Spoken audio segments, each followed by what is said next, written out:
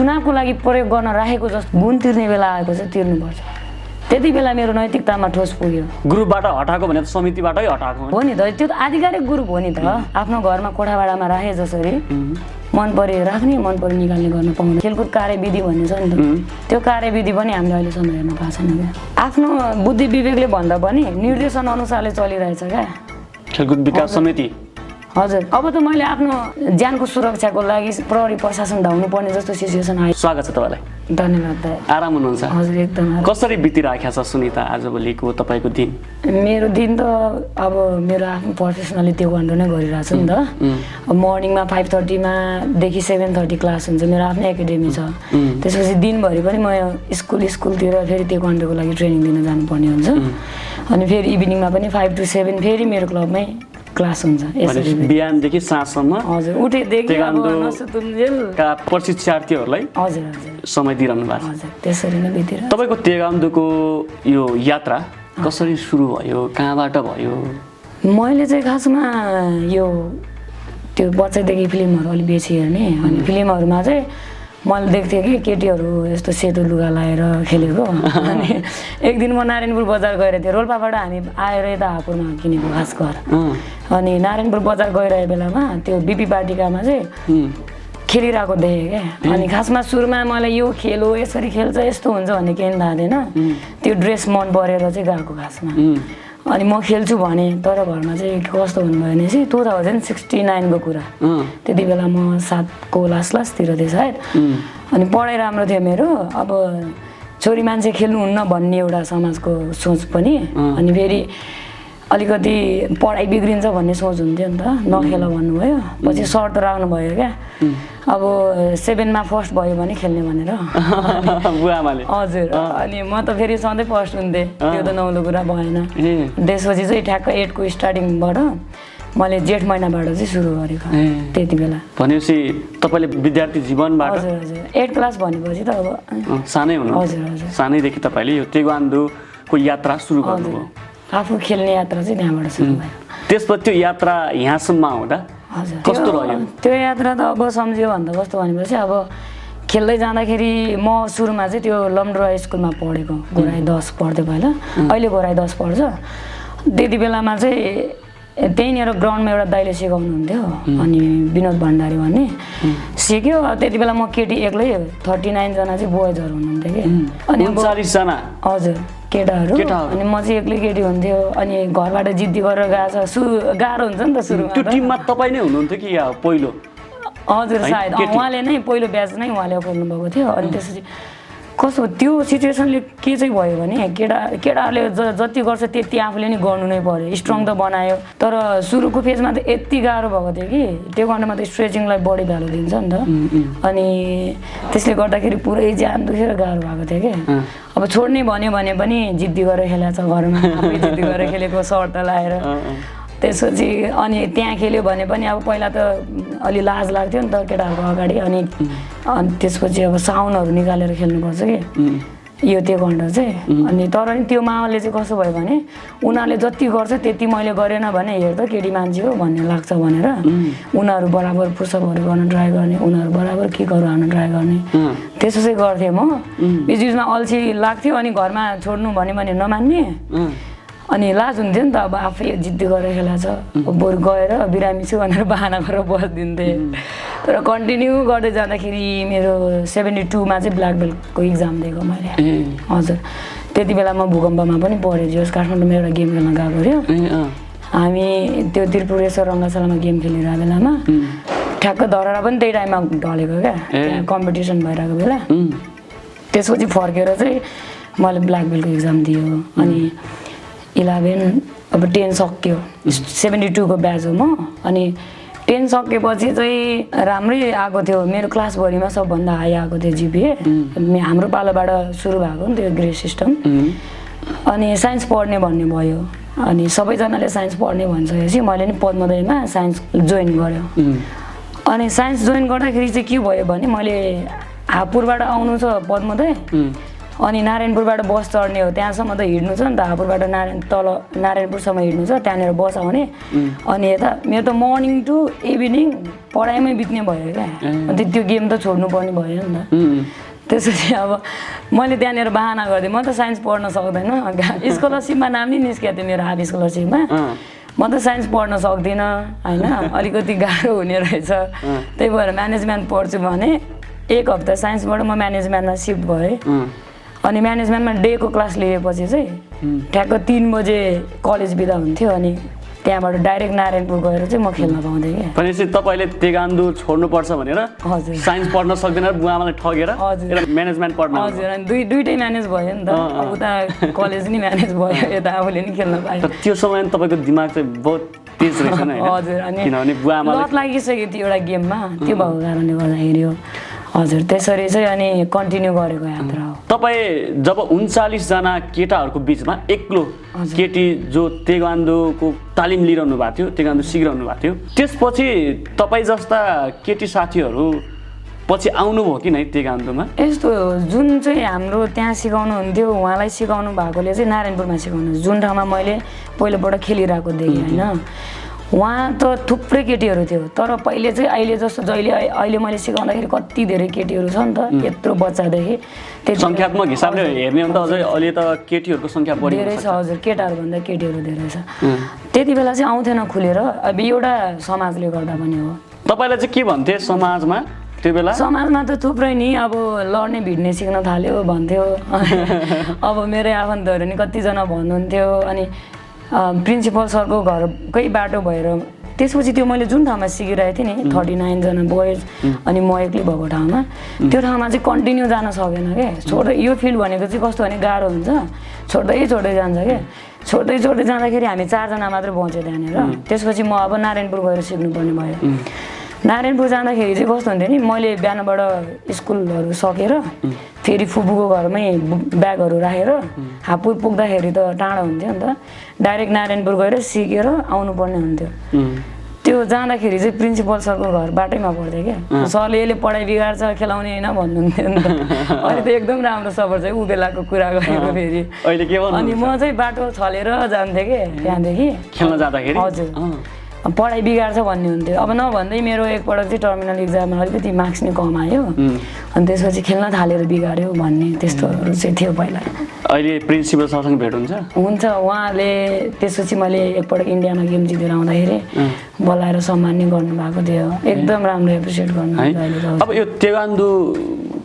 तालिम अथवा तेगान्दो प्रशिक्षण लिने कुरा चाहिँ कतिको गाह्रो हो अब गाह्रो त जे पनि छ अनि तर अलिकति अब त्यही समाजको कुरा सुन्यो अनि त्यसपछि हुन्छ नि त यता बाहिरको कुराहरू सुन्यो भने चाहिँ गाह्रो हुन्छ आफ्नो इन्ट्रेस्टले आयो भने चाहिँ जति गाह्रो चिज पनि गाह्रो लाग्दैन नि त तपाईँ त्यो तालिम लिँदै गर्दाखेरि कतिको सङ्घर्ष गर्नु पर्यो सङ्घर्ष त हुन्थ्यो नै अब एउटा अब पढाइ हजुर शरीर दुख्ने यताउति भन्ने चिज त हुन्छ नि किन भनेपछि फिजिकल रिलेटेड कुरा हो होइन अनि खेल्दै चोट पनि लाग्छ यो त फाइटसँग रिलेटेड गेम हो नि त तर नि कस्तो चाहिँ हो भने चाहिँ इच्छाले भएपछि चाहिँ जस्तो गाह्रो पनि गाह्रो चाहिँ नहुने रहेछ अनि यतातिर स्कुल पनि म्यानेज गर्नुपर्ने नारायणपुर गएर खेल्नुपर्ने राति आइपुग्थ्यो अनि एक्लै आउनुपर्ने अनि फेरि त्यो हुन्छ नि त समाज छोरी मान्छे एक्लै हिँड्छ राति हिँड्छ तेरो छोरी यो भयो त्यो भयो बाबुआमाले सुन्नुपर्ने कुराहरू पहिला त सङ्घर्षमा त त्यस्तो थियो नि त त्यो चाहिँ चुनौतीको रूपमा लिन्छु म त्यति बेला चाहिँ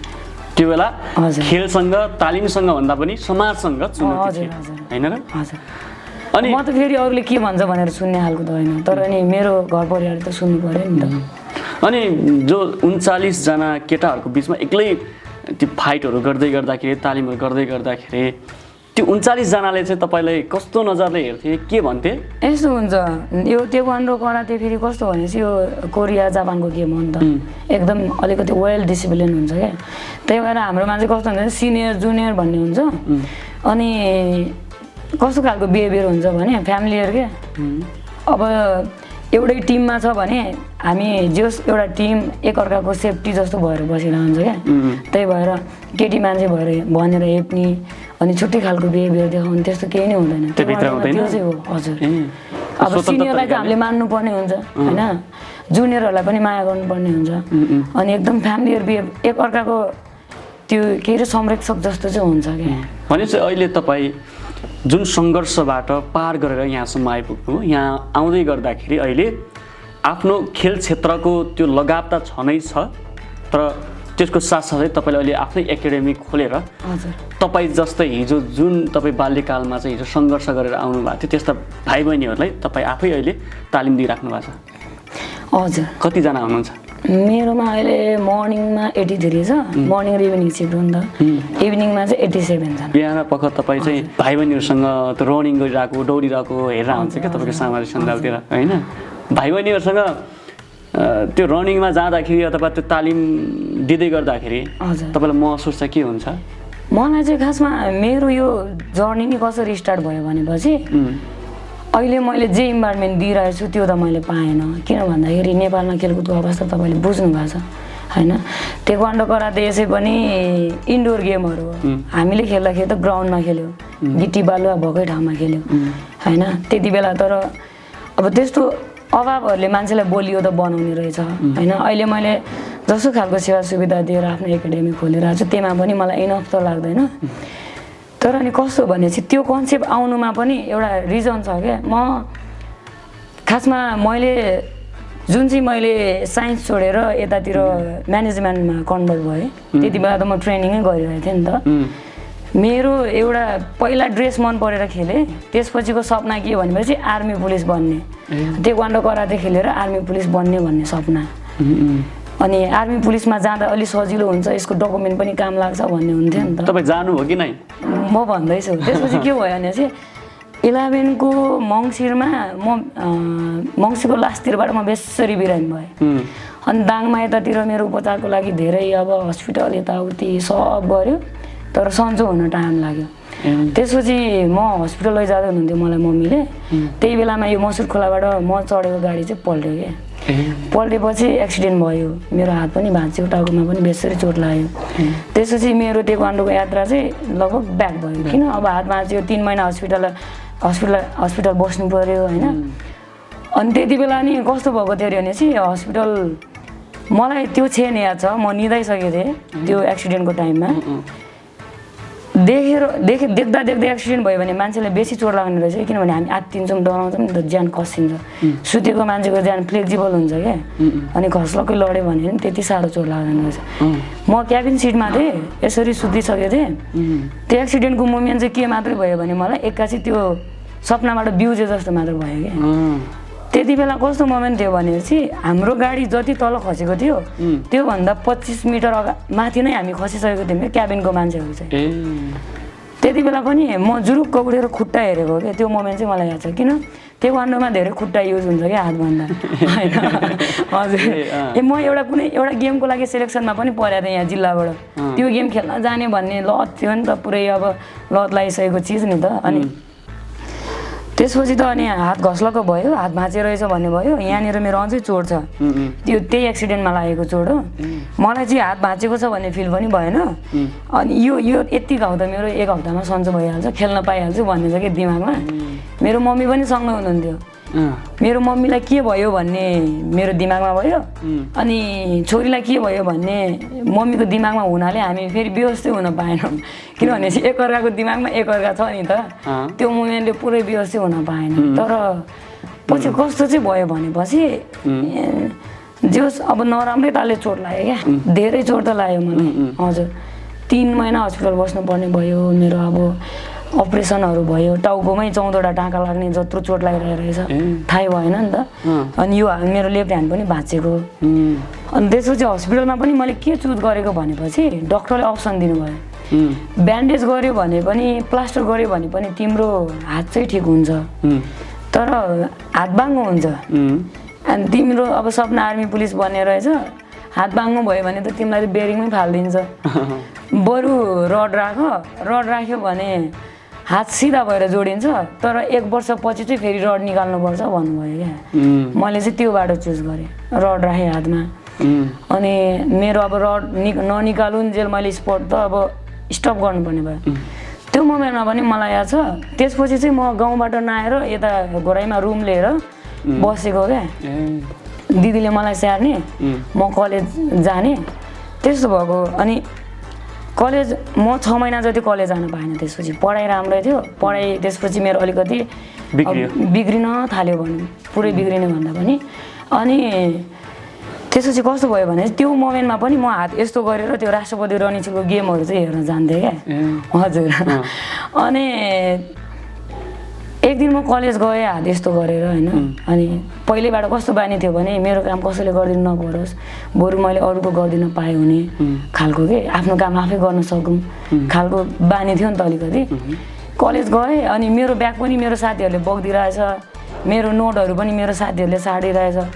ठ्याक्क म भर्याङ चढेको थिएँ, 2nd फ्लोरमा थिएँ क्या पद्मोदय कलेजको। अनि डेको क्लास चाहिँ त्यसरी हुन्थ्यो। मेरो सुलेज फुस्क्यो। अब मेरो हात त यस्तो छ नि त, म जुत्ताको तना बाँध्न सक्दिनँ क्या, मेरो साथीले बाँधिदियो होइन।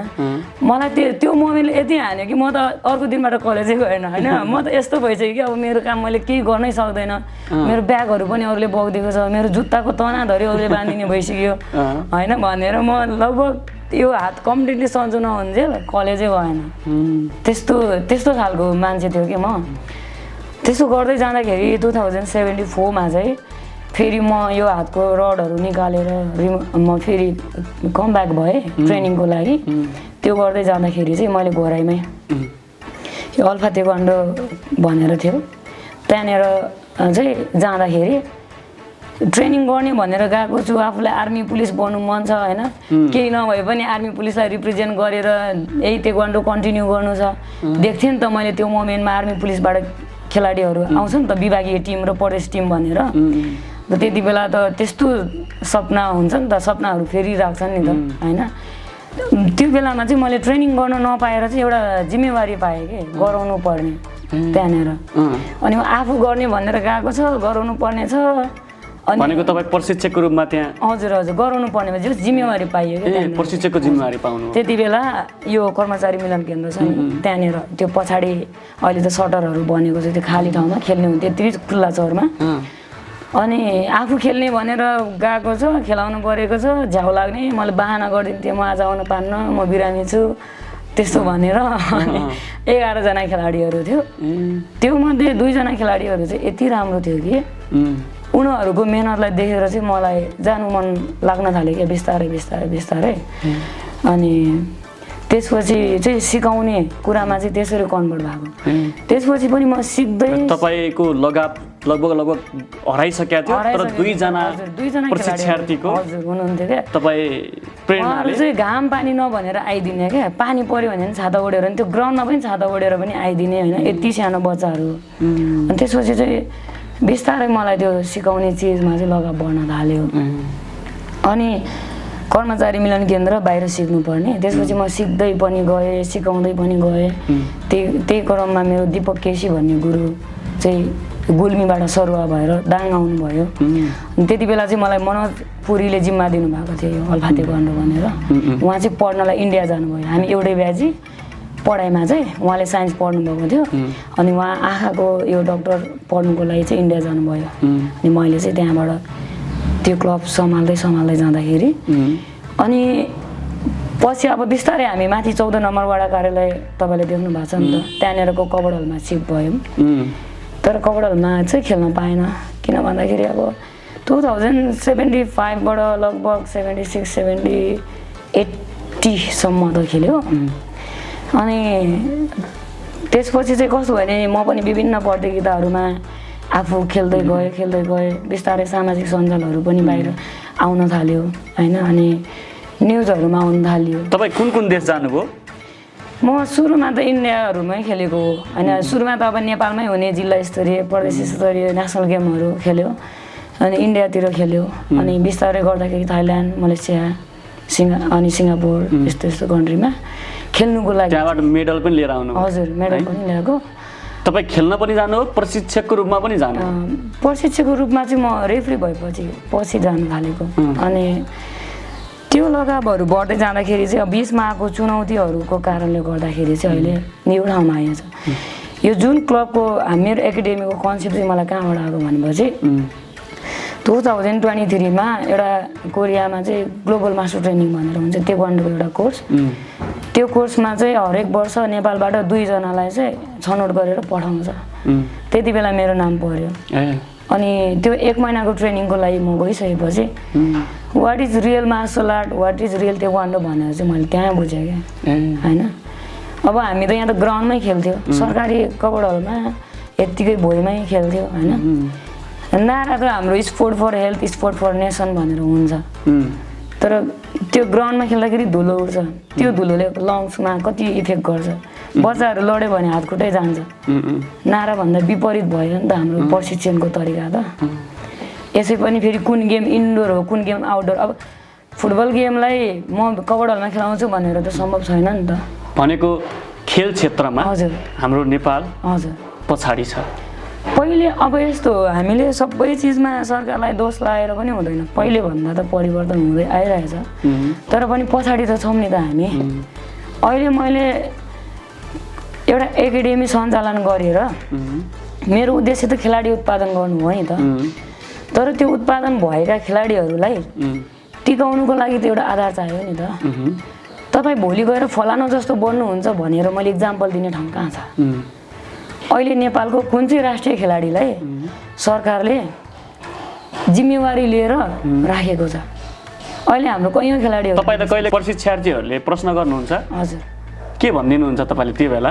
त्यो बेलामा चाहिँ म चाहिँ कस्तो भनेपछि हुन्छ भनेर भ्रममा राख्न सक्दिनँ है, नहुने होइन भएको छ। अहिले हाम्रो जस्तो राष्ट्रपति रनिङ सिलमा पालिकालाई स्कुललाई मेडल दिने खेलाडीहरूले स्कुलहरूमा स्पोर्ट स्कलरसिपमा पढिराख्नु भएको छ कि।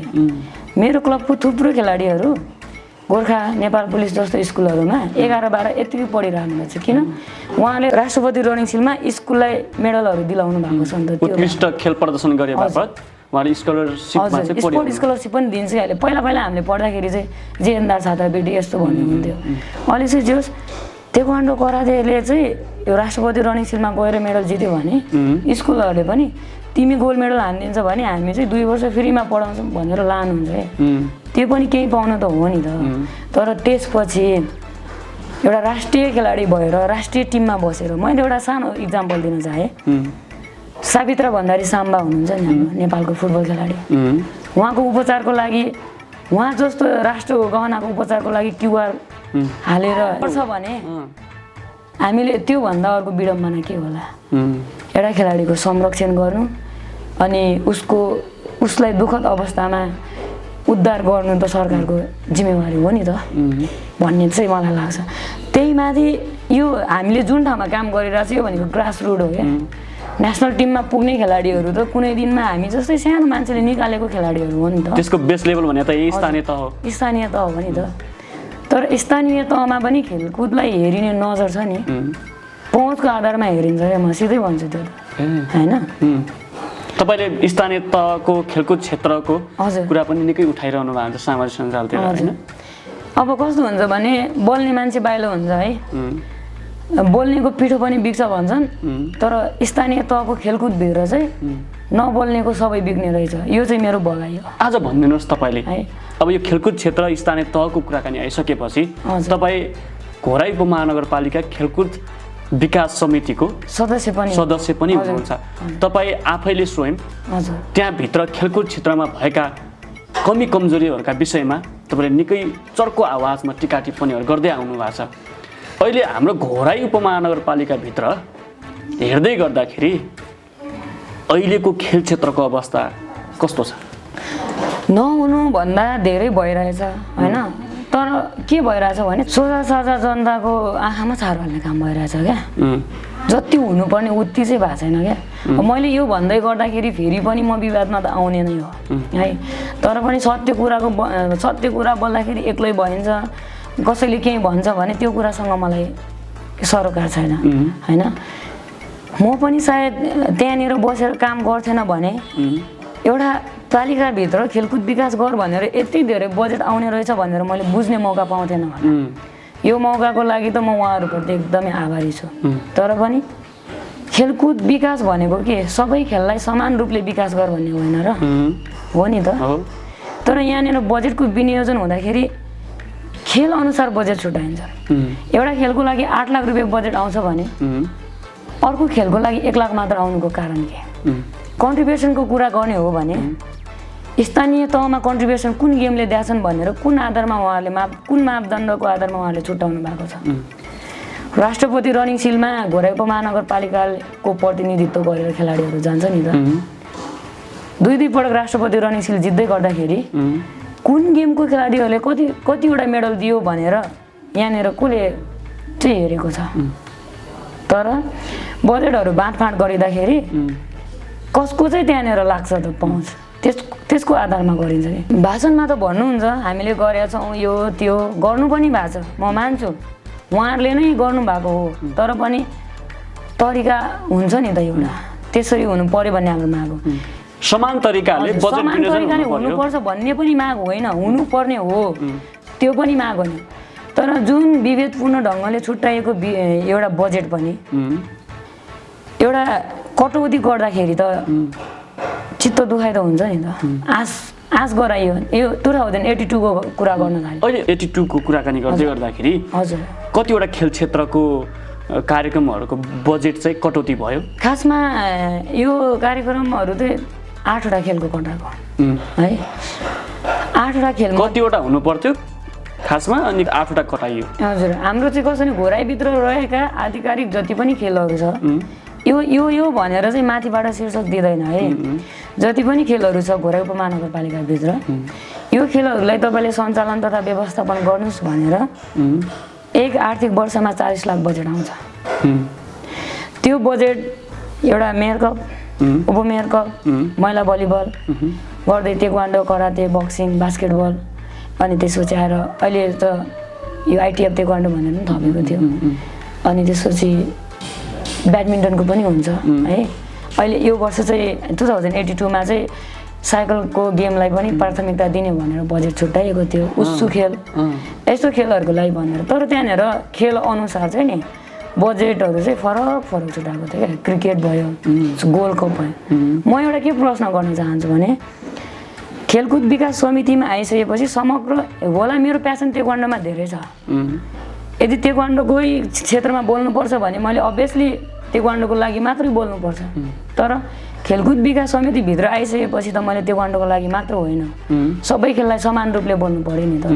अहिले पनि सबैजनाले के छ भने उसको गेम भएन त्यही भएर बोलिरहेछ, त्यो होइन कि म त समग्र 8वटा खेलको बारेमा बोलिरहेको नि त। त्यो 8वटा खेल हुनु पर्थ्यो भन्ने तपाईँको माग भनाइ हुनु पर्थ्यो, भएन रे ठिक छ। जेनजी आन्दोलन भयो, संरचनाहरू ढले, त्यसको लागि त्यसको फेरि मर्मत सम्भारको लागि खेलाडीको बजेटहरू काट्ने एउटा नीति नियम बनाउनु भएको थियो भने पनि त्यो समयमै किन चाहिँ एउटा अवधि थियो होला नि त। त्यो समयमा हामीलाई तपाईँहरूको यस वर्ष कार्यक्रम हुन्न भनेर समयमै किन जानकारी दिनु भएन त। तपाईँले समयमै प्रश्न चाहिँ किन नगरे सुनिता? हामीले पटक प्रश्न गरेको, हामीलाई त जेठ महिनासम्म गेम हुन्छ भनेर आश्वासन दियो। त्यो हो नि त, जेठ महिनासम्म गेम हुन्छ। कसले दियो? घोराई उपमहानगरपालिकाले अथवा मेयर, उपमेयर, हाम्रो टाउको भनेको त हाम्रो संयोजक हुनुहुन्छ नि त। खेलकुद विकास समितिभित्र पनि संयोजक हुनुहुन्छ नि त। हामीभन्दा पहिला त उहाँले बोल्ने हो नि त हाम्रो समस्या त। हामीले उहाँलाई पटक सोधेको, गजगजाएको, उहाँले तयारी गर्नुहोस्। पहिला के भयो, एउटा सूचना निकालियो गेम हुने भनेर, तयारीमा लाग्यो होइन। त्यसपछि चाहिँ त्यो गेमलाई चुनावपछि गर्ने भनेर हामीलाई आदेश दियो। चुनावपछि अब चुनावको माहौललाई म कोट्याउन चाहन्ने, यो कुरालाई म बाहिर लिन चाहन्न, किन भनेपछि त्यो जे पनि पर्यो मलाई व्यक्तिगत रूपमा परेको होइन। यदि उहाँले जसरी प्रतिशोध राखेर अहिले यसो गर्नुभएको छ, त्यति बेला त्यो कुराहरूलाई बाहिर लिन चाहन्थ्यो भने मेरो अधिकारको कुरा पनि हो। म माथि धेरै नै केही एउटा मोमेन्ट आइरहेको थियो। त्यो चुनाव ताका के भएको थियो अलिकति भन्न मिल्ने जति भन्नुहोस् तपाईँले, किनभने तपाईँ जसरी अहिले खेलकुद क्षेत्रको विकासका लागि आवाज उठाएर सशक्त ढङ्गले लागिरहनु भएको छ, त्यो बेला तपाईँसँग के कस्तो राजनीतिकरण गरियो? भोट हाल्न पाउनु कुनै पनि नागरिकको एउटा नैसर्गिक अधिकार हो होइन, र भोट कसलाई हाल्ने भनेर आफूले छान्न पाइन्छ।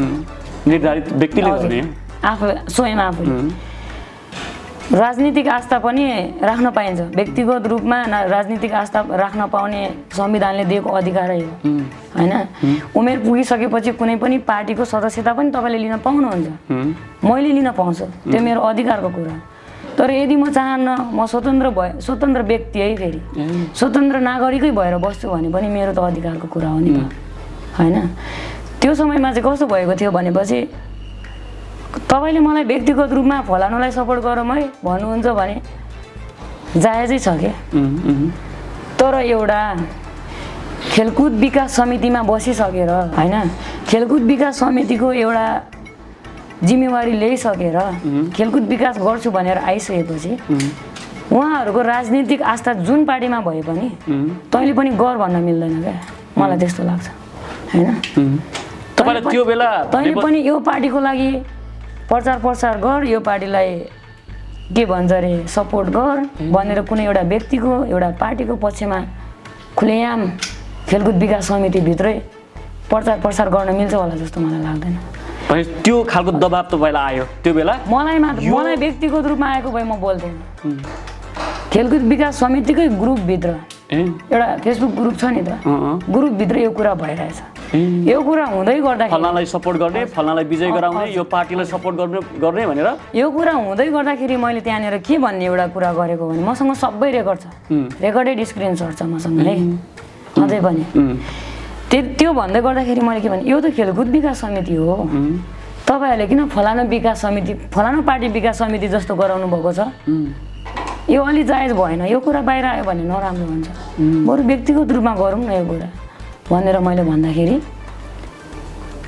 हाम्रो संयोजकज्यूले है म नाम लिन्न तर मैले पदको नाम त लिन पाएँ नि है मलाई के भन्नुभयो भने हामीलाई यही कुराको लागि आस्था राखेर उहाँले यो ठाउँमा राख्नु भएको हो गुण तिर्ने बेला आएको चाहिँ तिर्नुपर्छ। त्यति बेला मेरो नैतिकतामा ठोस पुग्यो। मलाई खेलकुदको आधारले एउटा एनालाइज गरेर राख्नु भएको होला भन्ने लागेको थियो नि त र पो म त्यहाँ थिएँ। तर एउटा चुनावको लागि प्रयोग गर्न राखेको जस्तो मलाई भान भयो है म गलत पनि हुन सक्छु। त्यस्तो हुँदाखेरि ऋण तिर्नुपर्छ गुण तिर्नुपर्छ यो त भएन नि त। कसलाई सपोर्ट गर्ने कुरा थियो खासमा शङ्कर पोखरेललाई? हजुर होइन हजुर शङ्कर पोखरेललाई हजुर सपोर्ट गर्नुपर्छ उहाँलाई विजय गराउनुपर्छ भनेर खेलकुद विकास समितिभित्र पनि त्यो खालको राजनीति भइरहेको जो प्रचार प्रसार अनि होइन पार्टी प्रवेश समयको सम्मको कुरा आयो। तपाईँलाई दबाब आयो पार्टी प्रवेश गर्नका लागि? गर्नै भनेर त भन्नु भएन किनभने चाहिँ त्योभन्दा पहिलाको मोमेन्ट भइसक्यो नि त। मैले अब यसरी ग्रुपमा यस्तो कुराहरू चाहिँ नगरौँ भनेर मैले भनिसकेपछि उहाँले मलाई अब अलिकति हेर्ने नजर बदलिसकेको थियो। तर तपाईँहरू जस्तै युवा धेरै जसो खेलाडीहरू अनि तपाईँहरू जस्तो जेन्जी उमेरको मान्छेहरूले आज यतिजनाले चाहिँ पार्टी प्रवेश गर्नुभयो ल है बेलैमा सोचौँ भनेर यस्तो खालको अभिव्यक्ति खेलकुद विकास समितिको ग्रुपमा हजुर हो हजुर। त्यसपछि चाहिँ के भयो भनेपछि अब म चाहिँ अलिक सबैजनाले म चाहिँ त्यहाँनिर अलिकति प्रतिवाद गरे जस्तो भयो नि त होइन। के थाहा मैले पनि व्यक्तिगत रूपमा आफ्नो क्षेत्र नम्बरको लागि उहाँलाई नै सपोर्ट गर्थेँ कि त्यो त मेरो अधिकारको कुरा हो। मेरो त्यहाँनिर पनि म क्लियर के भन्न चाहन्छु भने खेलकुद विकास समितिमा यस्तो राजनीतिको कुराहरू चाहिँ नगरौँ होइन। यहाँनिर त खेलकुदकै कुरा पो हुनुपर्छ स्वच्छ बनाऊँ खेलकुद क्षेत्रलाई अगाडि बढाउँ खेलकुद क्षेत्रकै कुरा पो हुनुपर्छ त। हामीले खेलकुद विकास समिति आएदेखि जति पनि कामहरू भएको छ त्यो सबै त प्रशंसा गर्न लायकै भएको छ नि त सबैले प्रशंसा गर्नुभएको छ। तर यो कुराहरू भोलि बाहिर आयो भने नराम्रो हुन्छ भन्दाखेरि पछि व्यक्तिगत रूपमा चाहिँ मलाई अलिकति छुट्टै रूपले हेर्न थाल्नु। मलाई एउटा खेलाडीको नजरले होइन क्या उहाँले मलाई एउटा कुनै म पार्टीको नेता जस्तो होइन कुनै म उम्मेदवार जस्तो हिसाबले हेर्दाखेरि त मलाई पिर लाग्छ नि त। भनेको तपाईँ हिजो चुनाव अघि ताकासम्म तपाईँले राम्रै गरिन्थ्यो त्यो खेलकुद विकास समितिभित्र अनि त्यो बेला तपाईँका कुराहरू सुनिन्थे पनि।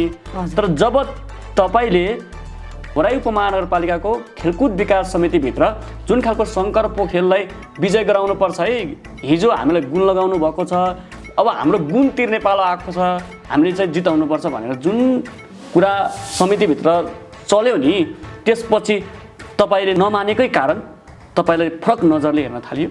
नमानेको भन्दा पनि खेलकुद विकासको ग्रुपभित्र खेलकुद विकास समितिको ग्रुपभित्र यो कुरा चाहिँ नगरौँ बरु व्यक्तिगत रूपमा उहाँहरूले भनेको कुरा तपाईँले नमानेकै कारण अभिव्यक्ति हजुर दिँदै गर्दाखेरि त्यसपछि चाहिँ मलाई हेर्ने नजर बदल्यो भनौँ। त्यसपछि के मात्र कुरा भयो सुनाइ भने हुन्न हैन खेलकुद विकास सुनाइ हुन्न भन्दा पनि हैन म किन लुकाउनु म खुलेआम गर्न चाहन्छु यो कुरा त्यसपछि मलाई त्यो खेलकुद विकास समितिको ग्रुपबाट चाहिँ निकालियो है निकालियो त्यो ग्रुपबाट अनि ग्रुपबाट निकालिसकेपछि उहाँले संयोजकज्यूले चाहिँ के लेख्नुभयो भनेपछि ग्रुपभित्र त सबैजना मेरो कुबल चाहनेहरू त छैन नि त होइन खेलकुद विकास समितिभित्रबाट को ग्रुपबाट निकालेपछि आजको दिनबाट सुनिता विष्टलाई नगर खेलकुद विकास समितिको सदस्यबाट पदच्युत गर्यो पदच्युतको अर्थ म बुझ्दैन है के हो मैले पद मुक्त भनेको लेख्नुभयो कि के लेख्नुभयो नै ग्रुपमै हजुर ग्रुपमा त्यसपछि लिक आउट गर्नु मलाई निकालिसकेपछि उहाँले लेख्नुभयो त्यो कुरा मैले कसरी थाहा भयो भनेपछि यहाँ धेरै यो कुराहरू छ के अनि त्यसपछि चाहिँ त्यहाँ त्यो ग्रुपबाट त्यसरी हटाएर सुनिता विष्टलाई सामाजिक अनि खेलकुद विकास समितिको पदबाट पदच्युत गरियो भनेपछि चाहिँ पदच्युतको मतलब त अझै नराम्रो अर्थ लाग्छ नि पदच्युत भनेको त घोक्र्याएर निकालेको जस्तो अर्थ लाग्छ जस्तो लाग्छ है पदमुक्त गर्यो भनेको लाग्छ हैन निलम्बन गरियो भन्नेहरू आउँछ तर पदच्युत भनेको चाहिँ मैले पछि सर्च गरेको के रहेछ यसको अर्थ भनेर हैन एकछिनको लागि निकालेको भनेको नि हुनसक्छ भनेर तर त्यसपछि चाहिँ के भयो भनेपछि जे भयो नि भयो भनेर म संयमित भएर बसेकै थिएँ पछि त्यो लेखेको कुरा कसले भन्यो त कसले भन्दा पनि त्यहाँनिर चाहिँ मैले चाहिँ त्यसपछि के भने भनेपछि 2079 मा जसरी लिगल्ली घोराइपो महानगरपालिकाले तपाईँलाई नगर खेलकुद विकास समितिको एउटा सदस्यमा नियुक्ति गरिएको छ भनेर पत्र दिएको थियो त्यसरी नै मैले खेलकुद विकास समितिभित्र बसेर के चाहिँ नियमको उल्लङ्घन गरेँ त्यसको कारण सहित मलाई लेटर प्याडमा दिनुहोस् म निकालिएको त मलाई त चाहियो नि त मैले लिखित रूपमा मलाई नदिँदासम्म तपाईँले यसरी व्यक्तिगत रूपमा आफ्नो घरमा कोठाभाडामा राखे जसरी मन परे राख्ने मन परे निकाल्ने गर्न पाउँदैन संयोजकज्यू मलाई यसको चाहिँ लिखित नगरपालिकाको लेटर प्याडमै नगर खेलकुद विकास समितिको लेटर प्याडमै मेयर साहबकै अगाडि मैले खेलकुद विकास समितिको कुन चाहिँ नियमलाई चाहिँ उल्लङ्घन गरेँ त्यसको स्पष्ट कारणसहित मलाई लिखित प्रमाण चाहिन्छ अनि मात्र तपाईँले मलाई निकाल्न पाउनुहुन्छ भनेर मैले माग गरिसकेपछि त्यो त ग्रुपबाट मात्र हटाएको हो त्यसरी समितिबाटै त हटाएको होइन त्यसरी म मान्दैन ग्रुपबाट हटाएको भने त समितिबाटै हटाएको हो नि त त्यो त आधिकारिक ग्रुप हो नि त तपाईले भन्नु भएन त्यो बेला मैले त्यो भने अब यसरी हुँदैन मलाई लिगल कारण चाहिन्छ त्यसपछि हुन्छ यो कुराहरू सामाजिक सञ्जालमा बाहिर नआओस् मेयर साहब काठमाडौँ जानु भएको छ आएपछि मेयर साहबकै अगाडि म तिमीलाई स्पष्टीकरण दिन्छु भन्नु यदि तपाईँले आफै समय लिनुहोस् तोकेको समयमा तपाईँले दिनु भएन भने म फेरि पत्रकार सम्मेलन गर्छु मलाई कारण त चाहिन्छ अब धेरै भयो भनेपछि त्यसपछि उहाँले व्यक्तिगत रूपमा पत्रकार सम्मेलन नगर यताउति भन्नुभयो अनि म पनि संयमित भएँ धेरैजना मेरो सिनियरहरूसँग पनि उहाँले भन्नुभएको रहेछ होइन सुन्दाले यस्तो यस्तो गर्छु भनेको छ आदेशमा आइरहेछ कहिले के लेखिरहेछ के लेख्ने के नलेख्ने भन्ने त मलाई थाहा छ नि त फेरि लोकतन्त्रमा बोल्न पाउँछ जस्तो मलाई लाग्छ है किनभने चाहिँ हामीले नि अलिअलि पढा लेखा छ भगाइ पनि छ स्वतन्त्र तरिकाले बोल्न पाइन्छ भन्ने व्यवस्था गरेको छ त्यसपछि मलाई भनिदिनुहोस् त्यसपछि मैले जुन यो पदच्युतको कुरा कहाँबाट थाहा पाउनुभयो भन्नुभयो नि त्यसपछि मेयर साहब पनि कहिले आउनुभयो थाहा भएन उहाँले मलाई एउटा लिगल रिजन पनि दिनु भएन त्यसपछि फेरि मलाई उहाँले चाहिँ ग्रुपमा एड गर्नुभयो एड गर्दाखेरि उहाँले मलाई निकाल्दा बित्तिकै लेखेको अभिव्यक्ति त्यही छ एउटा म सामान्य है म गाउँघरकै मान्छे हो गाउँले भाषामा चाहिँ म के भन्छु भने चोरको बुद्धि हुन्न भन्छन् नि कि त मलाई निकाल्नुभन्दा मलाई एड गर्नुभन्दा पहिल्यै त्यो कुरा डिलिट गर्नुपर्ने थियो कि त गर्दै नगर्नुपर्ने थियो मलाई एड गर्नुभयो त्यसको 10 मिनेटपछि त्यो म्यासेज चाहिँ फेरि अनसेन्ड गर्नुभयो भनेको तपाईँलाई त्यहाँ जोड्नुभन्दा अगाडि तपाईँले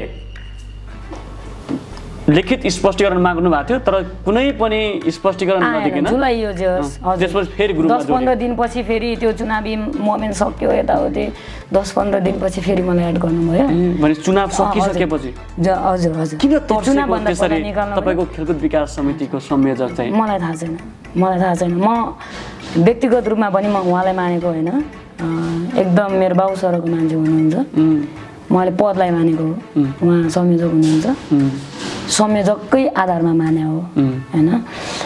अनि कस्तो भनेपछि त्यो पदच्युतको कुरा चाहिँ त्यति बेला मैले ठ्याक्कै म्यासेज हेरेँ नि त, त्यसपछि के मोमेन्ट भइरहेछ भनेर मैले स्क्रिनसट पनि गरेँ। त्यसपछि उहाँले चाहिँ त्यसलाई चाहिँ अनसेन्ड गर्नुभयो होइन। अनि अबदेखि जे भयो नि भयो, चुनावको बेलामा साम दाम दण्डभेद हुन्छ, जे भए पनि भयो, अबदेखि चाहिँ हामीले खेलकुदकै कुराहरू गरेर अगाडि जानुपर्छ भन्नुभयो। त्यसपछि चाहिँ हजुर त्यसपछि चाहिँ साम दाम दण्डभेद जे हुन्थ्यो भने पनि ग्रुपमा त नहुनु पर्थ्यो होइन। अनि त्यो मोमेन्टलाई मैले माने होइन। भनेपछि तपाईँसँग राजनीति गर्नु है चुनाव ताका? मलाई त्यस्तै भान भयो। अरूभन्दा पनि एउटा स्वतन्त्र खेलाडी, त्यही माथि महिला होइन, घोराइमा आफ्नै लगानीमा खेलाडीहरू उत्पादन गर्दै गरेको।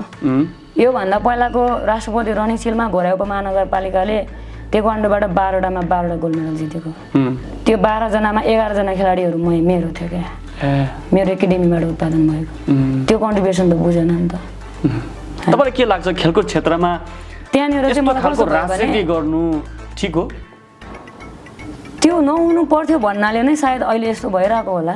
सायद उहाँले जे भन्नुहुन्छ त्यो मानिहालेको भए सायद यो टेक्वान्डोको बजेट कटौती हुन्थेन होला। किन भन्दाखेरि एकै दिनमा शीर्षकमा परेको उस्तो खेल त भयो नि त। जबकि टेक्वान्डो र करातेको गेमहरू र अन्य जुन बजेटहरू कटियो त्यो गेमहरू गर्ने भनेर एकै दिन निर्णय भएको हो। त्यो निर्णय भएको खेलमध्ये 3वटा खेल त भइसक्यो, भयो नि त। त्यसमध्येबाट पनि ठिक छ अरे मेयर कप र उपमेयर कप त पहिल्यै नगर खेलकुद विकास समिति आउनुभन्दा जमानैबाट हुन्थ्यो। अहिले 8औं संस्करण भइसक्यो। उनीहरू त ठुलै गेम हुन्, उसको बजेट त कसैले काट्नै सक्दैन। मैले पाएको रिप्लाई हो है यो। जेनजी आन्दोलन लाग्नु नै थियो भने मेयर कप उपमेयर कप जुन भइसक्यो खेल त्यही बजेटबाट भइसकेको खेलहरूलाई किन लागेन भन्दाखेरि नगर प्रमुखको मुखबाट मैले पाएको जवाब हो है। 3 दिन अगाडि नगरपालिकामा 3 दिन अगाडि हजुर जुन दिन मैले यो कुरा बाहिर निकालेँ नि, म सामाजिक विकास शाखा सूचना तथा योजना विभाग मेयर साहबसँग बसेर उहाँहरूको जवाबले पुगेर मात्र बाहिर आएको है। यत्तिकै हावातालमा बाहिर के भन्नुभयो तपाईलाई? उहाँबाट मैले पाएको जवाब सायद मैले सिकाउन खोजेको त होइन, उहाँ त हाम्रो अभिभावक हो नि त होइन। अभिभावकले त्यस्तो शब्द प्रयोग गर्छ भने हामीले के सिक्छ? के भन्नु? उहाँले भन्नुभएको शब्द के हो भने मेयर कप उपमेयर कप भनेको नगरसभाको रातो किताबमा पास भएर आएको खेलहरू। यसको बजेट कटौती गर्न सक्ने त कसैको बाउको हात छैन। तपाईँहरू भनेको पछिबाट आउनु भयो, नगर खेलकुद विकासको कन्सेप्ट आइसकेपछि आयो। त्यस्तो कुरा गर्ने हो भने खेलकुदमा सबैभन्दा ठुलो पदक भनेको कुन पदक हो? ओलम्पिक। नेपालमा ओलम्पिक पदकको हामीसँग 3रो मेडल छ हो, अहिलेसम्म गोल्ड मेडल छैन नि त हामीसँग। त्यो पदक दिलाउने खेल कुन हो भनेर इतिहास खोज्नुहुन्छ भने पेरिस ओलम्पिक 2024मा पलेसा गोवर्धनले नेपालको लागि ऐतिहासिक 3रो मेडल जित्नु भएको थियो क्या। टेक्वान्डोको खेलाडी हुनुहुन्छ उहाँ है। साँच्चै नै खेलकुद बुझेर खेलकुद विकास समितिमा आउनु भएको छ भने उहाँले यो इतिहास पढ्न जरुरी छ क्या। भनेपछि मेयर साहबले पनि खेलकुद क्षेत्रलाई पनि विभेद गर्नुभयो? त्यो भन्दिनँ म है, विभेद गर्नुभयो या के गर्नुभयो त्यो भन्दिनँ। तर पनि यो गेमको त बजेट काट्न सक्ने शक्ति त कसैको बाउको छैन भनेर अभिव्यक्ति नदिनु पर्थ्यो। त्यो भन्दै गर्दाखेरि तपाईँहरूको टेक्वान्डोको चाहिँ किन काट्या रहेछ? त्यो चाहिँ कस्तो भयो अरे भनेपछि यो जेनजी आन्दोलनमा धेरै संरचनाहरू ध्वस्त भयो। त्यो चाहिँ रातो किताबमा थिएन? त्यो थिएन अरे। त्यो चाहिँ नगर यो जुन चाहिँ नगर खेलकुद विकास समिति आयो त्यसपछि मात्रै यो गेमहरू पनि हुनुपर्छ है भनेर त्यो बजेट अलिकति छुट्याएको थियो। सुरुको वर्ष पाएन, दोस्रो वर्ष 1 लाख पायो। बजेट विनियोजन भएको थियो भने हजुर, अनि रातो किताबमा थिएन? त्यो थिएन रहेछ है। अनि कसरी बजेट विनियोजन भयो? मैले बुझ्न नसकेको कुरा त्यही नै हो। नगरसभाले पास नगरेको खेलकुदहरू भन्ने बुझौँ हामीले। तर नगरसभाले पास नगरेको बजेट हो भने किन चाहिँ यो खेलमा यति रुपैयाँ अथवा यति बजेट चाहिँ विनियोजन गरेको छ भने तपाईँहरू भनेको सिलिङ तपाईँहरूले हेर्नु भएको छैन? यस्तो छ नि त, नगरको खेलकुद कार्यविधि भन्ने छ नि त, त्यो कार्यविधि पनि हामीले अहिलेसम्म हेर्न पाएको छैन क्या। हरेक वर्ष आउने 80 लाख त्यो 40 लाख बजेट कुन कुन विधामा कसरी खर्च भयो भनेर समितिकै मान्छेले हेर्न पाउँदैन भने बाहिरको मान्छेले के त जन हेर्न पाउने कुरै भएन नि त। तपाईँहरूले त्यहाँ खोज्नु भएन त्यो विधान हेर्नका लागि? हामीले खोजेको सूचना तथा योजना विभागमा एउटा कुराले भन्नु पर्दाखेरि कसैले आश्वासन दियो अनि सबैजना उहाँहरूको मान्छे हुनुहुन्छ नै भन्छ है म यति भइसकेपछि त अनि जे होस् आफ्नो बुद्धि विवेकले भन्दा पनि निर्देशन अनुसारले चलिरहेछ क्या खेलकुद विकास समिति हजुर कसैको भनसुनमा त्यो गर्नु त्यस्तै कुरा गर्ने भने है मैले कुनै पनि खेलको विरोध गर्न चाहेको होइन म अहिले नगर खेलकुद विकास समितिको सदस्यको आधारले बोल्दैछु अघि पनि भने मैले फुटबलको मेयर कप गोल्ड कप महिला फुटबल गएको साल भएको टेक्वान्डोको पनि त मेयर कप गोल्ड कप त्यसपछि गएर महिला के अरे वुमेन्स च्याम्पियनसिप हुनु पर्थ्यो नि त टेक्वान्डो खेलको चाहिँ एउटा नगर स्तरीय च्याम्पियनसिप भनेर 1.5 लाख मात्र बजेट छुटिने अरे होइन अर्को एउटा खेलकुदको चाहिँ 4-4वटा इभेन्ट हुने अरे त्यही पनि 8 लाख 3 लाख 7 लाख छुटिने अरे होइन तपाईहरुको लागि तपाईहरुको खेल क्षेत्रमा 1.5 लाख रुपैयाँ पर्दा पनि त्यही पनि कटौती भयो कटौती हुनुहुन्न भन्ने कुरा पनि होइन है कटौती हुनुहुन्न भन्ने कुरा पनि भयो त्यो कटौती भएको जानकारी समयमै दिनु पर्थ्यो होइन र कुन शीर्षकमा गयो भनेर हेर्न पाउने त अधिकार छ नि त सूचना सम्बन्धी हकको अधिकार छैन र नागरिकलाई तर तपाईहरुलाई एकदमै दबावमा घोराइ उपमहानगरपालिका खेलकुद विकास समितिले थिचुलेर राखेको छ होइन थिचुलेर राखेको महसुस भयो अब चाहिँ किन भन्दाखेरि निर्णय भइसकेको चिज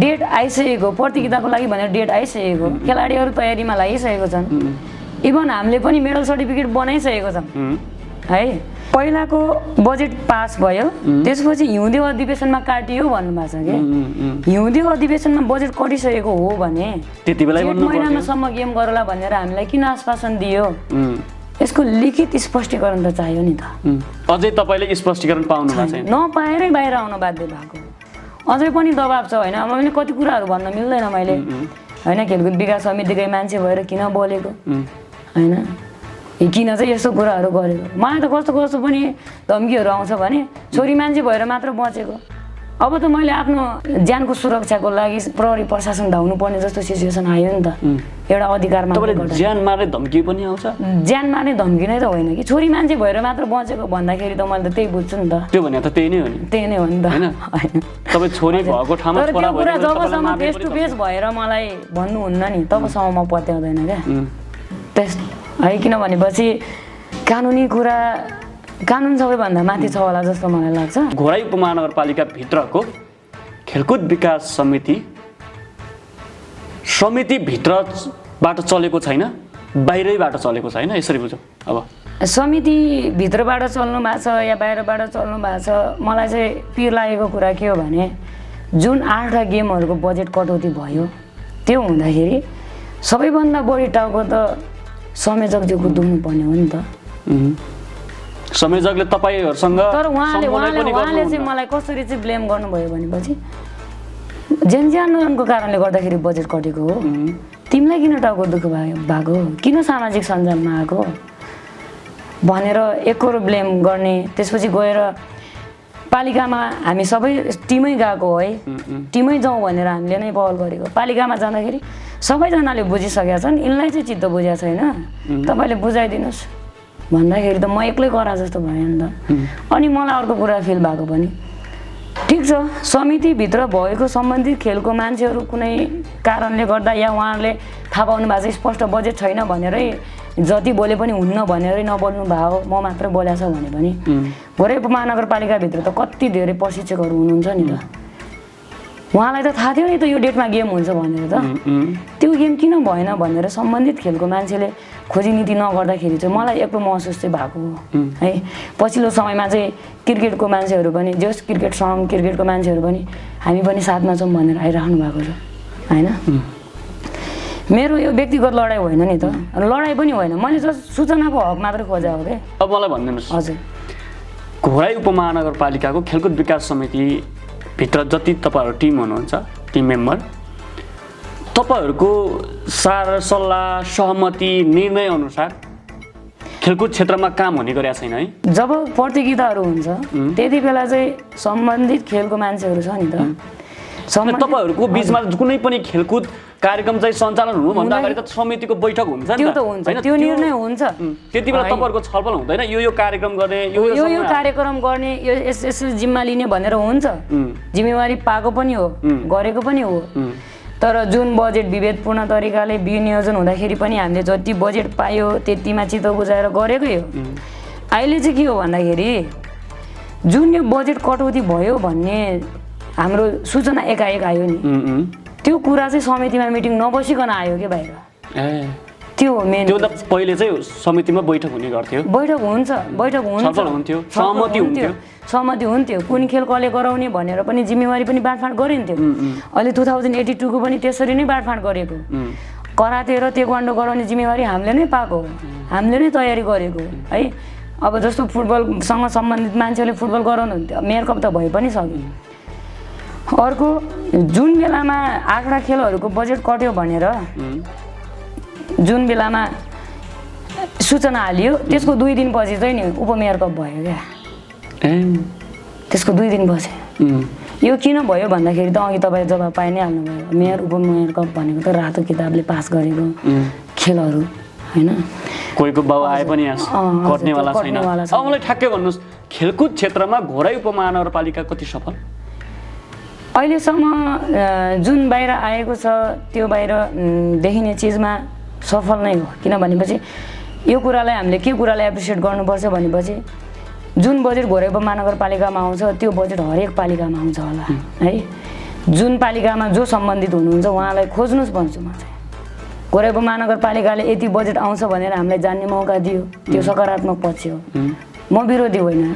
त्यो भएर मैले राम्रो कामलाई त एप्रिसिएट गर्नुपर्छ। अब तपाईँले खेलकुद क्षेत्रमा पहिलेको भन्दा अहिले सुधार हो, सुधार भएको छ भनेर भन्नुहुन्छ। अहिलेको एन्ड मुभमेन्टको माग पनि के मात्रै हो भनेपछि जब कि हिउँदे अधिवेशनमा बजेट कटिसकेको थियो भने जेठ महिनासम्म गेम राख्नुपर्छ भनेर हामीले आश्वासन किन दियो। त्यो बजेट कट्यो भने कुन शीर्षकमा कट्यो हेर्न पाउने अधिकार छ कि छैन।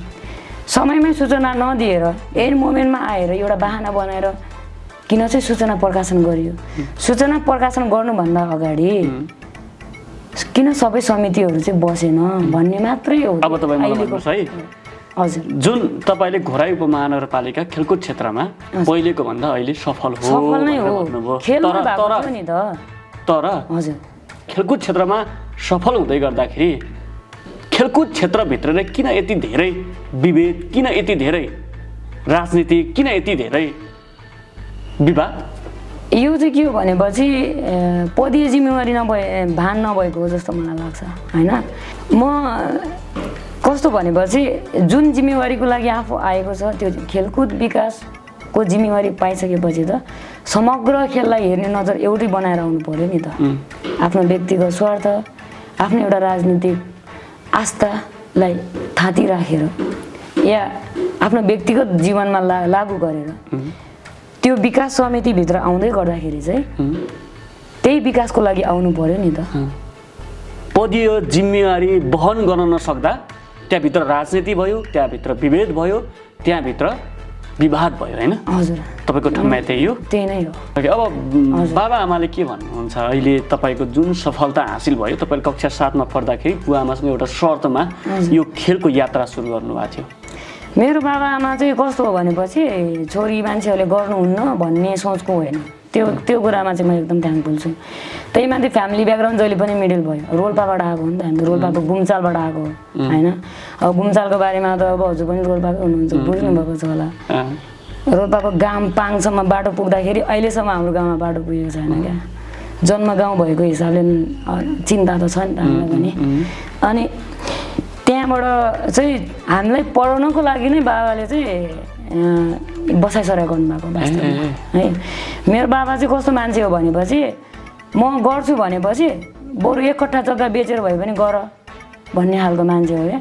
हामीलाई पढाउँदै जे होस् हामी त 5 महिना छोराछोरी हो फेरि है। हामीलाई पढाउँदै अहिले हामीसँग एउटा घर बस्नुलाई अनि गाउँमा 6 कट्ठा जग्गा त्यति मात्रै छ क्या। जस पुर्ख्यौली सम्पत्तिबाटै पढेर लेखेर हुर्केर आएको त्यति साथ दिने के गर्नुहुन्थ्यो बाबाले चाहिँ? मेरो बाबा केही पनि गर्नु भएन त्यस्तो हामी खेती किसानीमै हो अझै पनि हामी धान रोपाइ गर्छौँ हिजो पनि रोपाइ थियो आज पनि छ त्यसरी चाहिँ हो भने खेती किसानी गरेर है तपाईँहरूलाई पढाउनु भयो यहाँसम्म ल्याउनु बुवा आमाले अहिले चाहिँ कस्तो भएको छ भने बाबा आमाले होला हिजोको दिनमा म काठमाडौँ गेम खेल्न जान्छु बुवा भन्दाखेरि नजा हातखुट्टा भाँचिन्छन् भन्नुहुन्थ्यो किनभने चाहिँ आफै खर्च गरेर जानु पर्थ्यो नि त हुन्थेन होला उहाँसँग सायद त्यही खर्च पुर्याउन नसकेर नि भन्नुहुन्थ्यो होला कदमको दाबी तपाईँ हातखुट्टा भाँचेर आइहाल्नु के गर्ने भन्ने चिन्ताले पनि भन्नुहुन्थ्यो होला तर अहिले म कोरिया पुगेर 1 महिनापछि आउँदाखेरि पनि मेरो बुवा रोक्नुहुन्न क्या किन भन्दाखेरि एउटा कुरा मैले फाइनेन्सियली घरमा प्रब्लम दिनु परेको छैन होइन अर्को कुरा अब जिम्मेवार भइसक्यो छोरी भन्ने आत्मविश्वास बाबाआमाले मलाई दिनुभएको चाहिँ विश्वास हो कि सबैभन्दा ठुलो हो अनि विश्वास भन्ने चिज पाएपछि चाहिँ जे पनि गर्न सकिने रहेछ खुसी व्यक्त गर्नुहुन्छ कि नै एकदम धेरै प्राउड हुनुहुन्छ उहाँहरू त हाम्रो फेरि कस्तो भनेपछि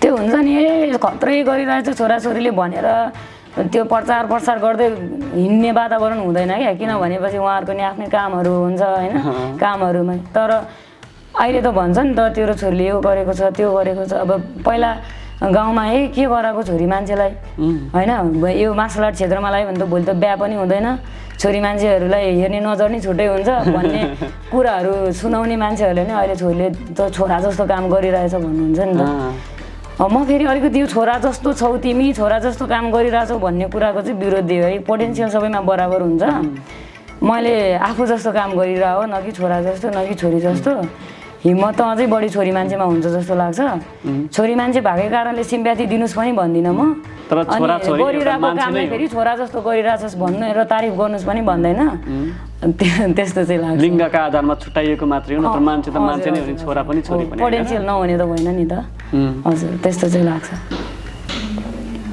जस्तै तपाईँलाई हजुर मैले सोध्नु पर्दा हजुर आमालाई कसरी हेर्ने गर्नु भएको छ तपाईँले आमा त अब आमा बुवालाई त हेर्ने एउटा नजर त त्यो भगवान नै हो अब मान्छेको फेरि एकजना फेभरेट हुन्छ आमा या बुवा अनि मेरो त फेरि दुईजनै बराबर हो होइन त्यही भएर आमा बुवा त अब भगवानभन्दा माथिको भगवान नि त त्यसरी नै हेर्छु त्यही माथि अब हिजो मैले एउटा मोमेन्ट सम्झिन चाहेँ मैले त्यो हाफ ब्ल्याकको इक्जाम दिनु पर्दाखेरि एउटा जुन रकम थियो त्यो रकम तिर्न नसकेर त्यो यो खेल चाहिँ मैले छोड्नुपर्ने एउटा मोमेन्ट आएको थियो क्या त्यति बेला मेरो आमाले चाहिँ गाउँमा एकजना मान्छेलाई खोजेर होइन लिएर चाहिँ गर भनेर साथ दिने मान्छे हो कि हाम्रो आमाहरू चाहिँ आफूसँग छैन भने पनि कसैसँग खोज दिएर भए पनि गर्नु हरेकको आमा बुवाको त्यही नै हो आफ्नो छोराछोरी सफल बनाउनको लागि कति धेरै आमा बुवाले कत्रो सङ्घर्ष गर्नुभएको हुन्छ नि त त्यही भएर आमा बुवा त भगवानभन्दा माथि है हजुर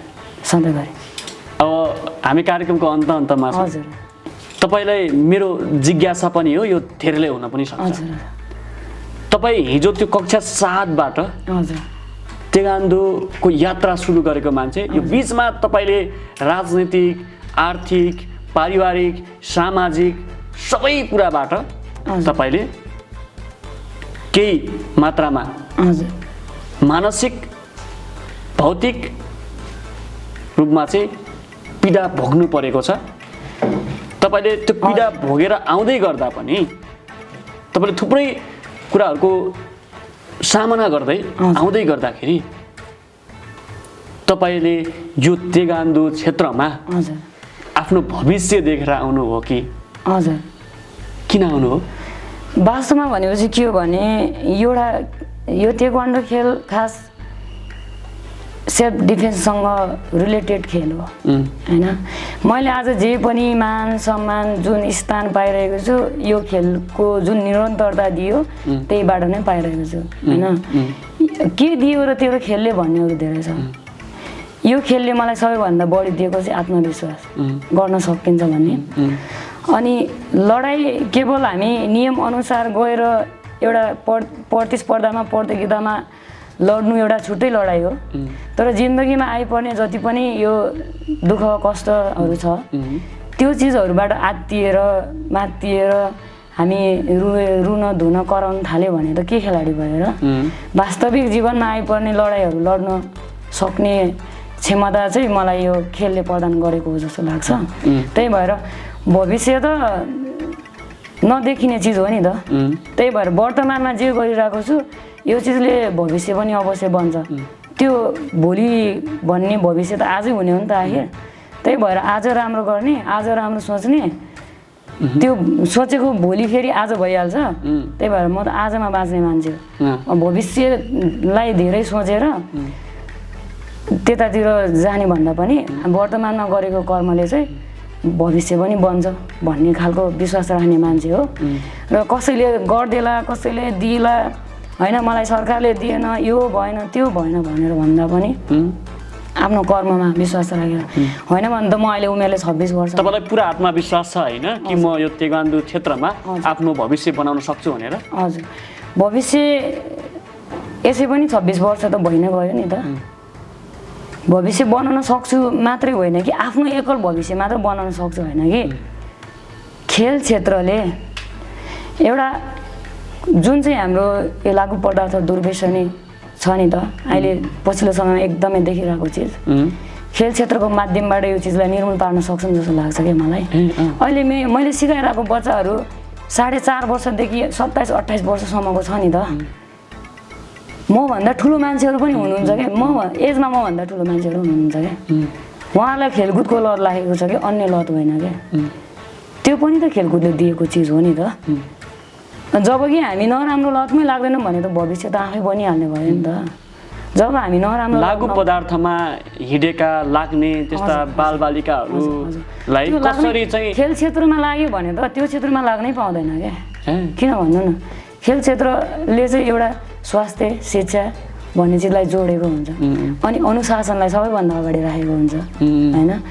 अनि जब हामीले 4.5 वर्षकै उमेरबाट खेल क्षेत्रमा जोड दिइरहेको छौँ भने त भोलि गएर जब टिनेज स्टार्ट भएपछि यो यस्तो नकारात्मक कुराहरूमा फस्ने चाहिँ बढी सम्भावना हुन्छ है। त्यो क्षेत्रहरूमा चाहिँ फस्नबाट चाहिँ धेरै कम हुन्छ क्या। खेलकुद क्षेत्रले लागु दुर्व्यसनी जस्ता क्षेत्रमा लाग्नबाट बचाउँछ बालबालिकालाई। आत्मविश्वास, आत्मअनुशासन जस्तो कुराहरूलाई बढाउने भयो होइन। त्यति मात्र नभएर मैले अघि स्कलरसिपको कुराहरू जोडिहालेँ। 11-12मा फ्रीमा पढिरहेछ, 7-8 क्लासदेखि नै फ्रीमा पढिरहेको छ। त्यस्तो पनि हुने रहेछ नि त। त्यति मात्रै नभएर भोलि गएर मलाई उदाहरण त बन्नु छैन होइन, तर कसैले एउटा आफ्नै लगानी गरेर पनि यही खेललाई पनि अगाडि बढाएर आफ्नो जीविकोपार्जनसँगै समाज परिवर्तनको लागि केही न केही गर्न सकिने रहेछ भन्ने त हुन्छ होला नि त। त्यस्तो चाहिँ मलाई लाग्छ। हस् सुनिताजी, आज तपाईँसँग खेलकुद क्षेत्रका र तपाईँसँग सम्बन्धित तपाईँका जीवन कथाहरूलाई यहाँ समेट्ने प्रयास गरियो। मलाई लाग्छ तपाईँबाट तपाईँ जस्ता आम युवा साथीहरूले अथवा युवा भाइ बहिनीहरूले कुनै न कुनै फाइदा लिनुहुन्छ, त्यहाँबाट कुनै न कुनै कुराहरूको सिको गर्नुहुन्छ। किनभने तपाईँ 7 कक्षाबाट ताइक्वान्डो क्षेत्रमा यात्रा गर्दै यहाँसम्म आउनुभयो र त्यो बिचमा तपाईँले भोगेका सङ्घर्षका कथाहरू पनि आज यहाँ जोडिएका छन्। त्यस कारणले तपाईँबाट पक्कै पनि केही कुरा सिक्नुहुन्छ र तपाईँले भनेका कुराहरूमा युवा साथीहरू लाग्नुहुन्छ। आजको यो कार्यक्रमबाट तपाईँसँग छुट्टिन्छु। छुट्टिनुभन्दा अगाडि तपाईँका मनमा मैले सोध्न खोजेका अथवा तपाईँले भन्न खोजेका कुराहरू केही छुट्न सक्छन्, केही छन् भने अन्तिममा चाहिँ के हो भने अब यदि तपाईँले कुनै चिजको लागि सपना देख्नु भएको छ भने त्यो सपनालाई पछ्याउनुहोस्, त्यसको लागि लागि पर्नुहोस् होइन। बिचमा धेरै अप्स एन्ड डाउनहरू हुन्छ, त्यो चिजबाट कहिले पनि नअतालिने। अनि जुन काम गरिरहेछ त्यो कामलाई निरन्तरता दियो भने कसैको साथ सहयोग बिना पनि आफ्नो कर्मले अगाडि बढ्न सकिन्छ। अनि हरेक चिजमा चाहिँ नि दुःख भन्ने चिज छ क्या, तर डिपेन्ड अन योर प्यासन के। प्यासन छ भने नि त्यो चिजलाई निरन्तरता दिन सकिन्छ क्या। दुःख पनि दुःख फिल हुँदैन होइन, बरु सिक्ने मौका हुन्छ अनि बलियो भएर अगाडि बढ्न सकिन्छ। त्यही खेलकुद क्षेत्रमा मेरो लगाव चाहिँ यही नै हो। खेलकुद बाहेक चाहिँ अब मलाई अरू धेरै कुराहरू मनपर्छ, जस्तो अब एक्सप्लोरिङको कुराहरू, नेचरसँग घुलमिल हुने अनि विकट ठाउँहरूमा घुम्ने, यस्तो चिजहरू। पढाइलाई पनि सँगसँगै अगाडि बढाउनुहोस् भन्छु म। धेरै नै अब पढाइ त सबैभन्दा अगाडि राख्ने चिज हो नि त, मैले पनि बढाइरहेको छु है। अनि आत्मविश्वासका साथ आत्मनिर्भर भएर अगाडि बढ्नुभयो भने न समाजले रोक्छ न घर परिवारले रोक्छ। त्यो भन्ने चाहिँ मैले पाएको चाहिँ यही नै हो, मैले सिकेको यही नै हो। हस्, धेरै धेरै धन्यवाद।